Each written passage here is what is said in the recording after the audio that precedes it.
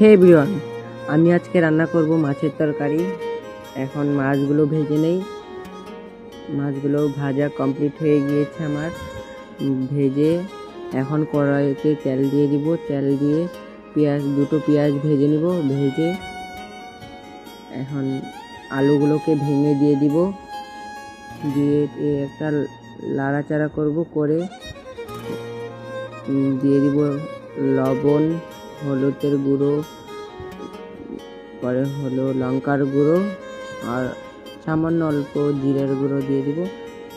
চলো, আমি ভাইকে বললাম যে ভাই তুই সবজিটা দেখ, আমি স্নান করে আসি। স্নান করে এসে ভাত বেড়ে দিব, ভাত খাবি। চলো, আমি স্নান করে এসে পড়েছি। এসে ভাত বাড়লাম। ভাইকে বললাম ভাই ভাত খাবি না? কয় না, এখন খাবো না, পরে খেয়ে নি। তাই বলে আমি ভাত খেয়ে ফেললাম। ভাত বেড়ে টেড়ে ভাত খেতে বসে পড়েছি। এক জায়গায় ঘুরতে যাবো, তার জন্য খেতে একদম রেডি।